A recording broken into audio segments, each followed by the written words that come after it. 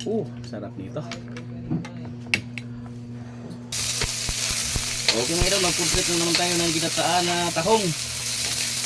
Una, iprito ko lang muna itong sibuyas at bawang. At isunod ko naman itong siling green. Ayan, haluin lang natin mga idol. Kapainit ko na ng todo ang mantika mga idol, kaya mabilis lang siyang magpula. Isunod na natin itong kamatis. Ayan. Itong kamatis mga idol, atin lang to siyang lutuin ng todo para lumabas ang kanyang katas mga idol.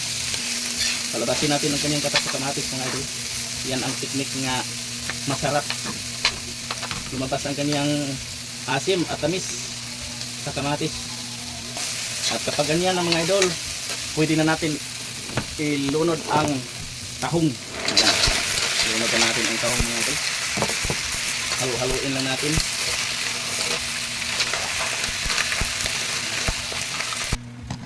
Okay, mag-iwa lang tayo nitong pitsay mga idol. Ito ang ating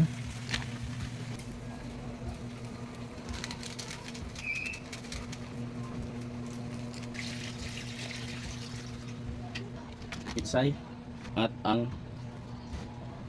tangad. Sarap. Sarap. Yan, pwede na to mga idol. Kainan na mga idol. Ayan mga idol, luto na ang ating ginataan at tahong mga idol. Na, kumain na tayo mga idol. Sarap nito. Pumusok-usok pa oh. Sarap nito, ginataan at tahong. Ayan. Ang init. Ayan, sabaw mga idol. Sarap tayo mga idol. Ito ang gusto ko sa gulay mga idol, hindi kayo siya masyadong half cook lang mga idol, medyo half cook lang. Yan mga idol. Sarap to mga idol. Yan. Ihanda na po ang inyong mga pagkain dyan at sabayan nyo na akong kumain mga idol. Sarap nito.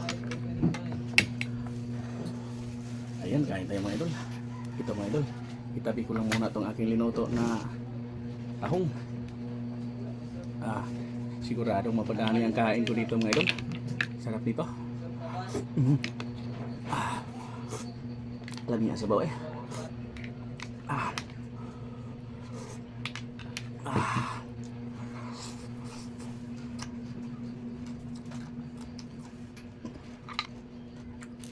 Yun na.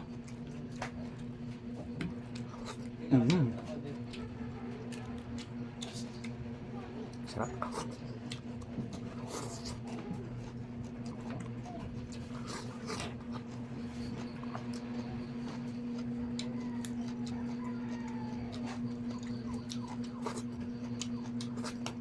Bau.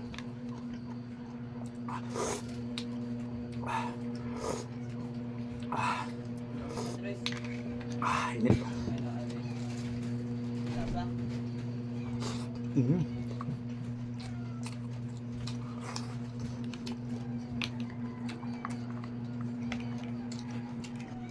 Pinagpawisan ako mga idol. Sarap.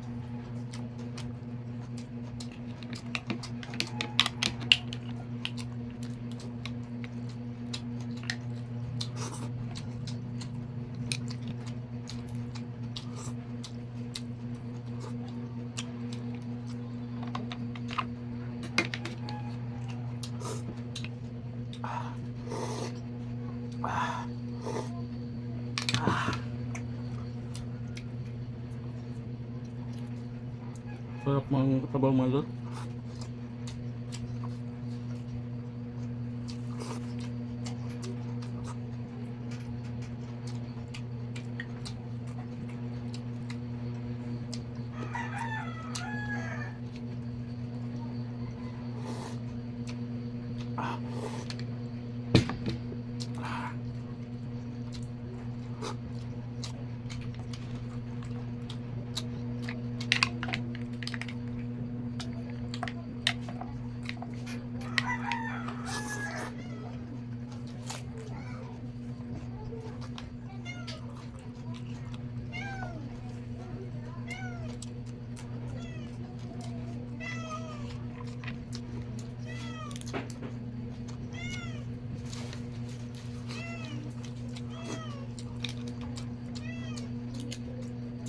Nag-ingay ang alaga ko, hindi naman kumain ito.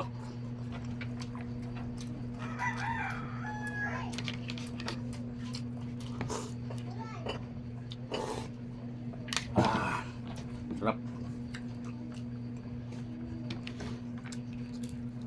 Ano?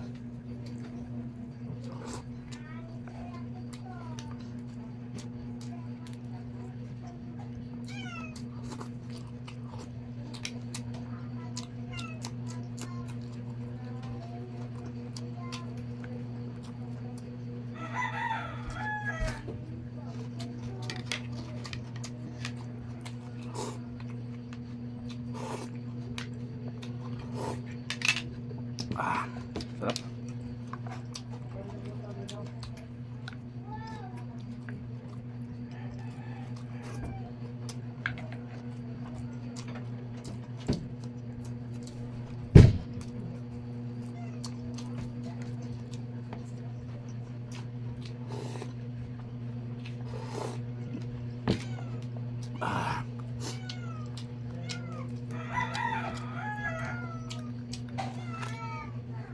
Yan mga idol, oh. Malaki ang kanyang laman mga idol.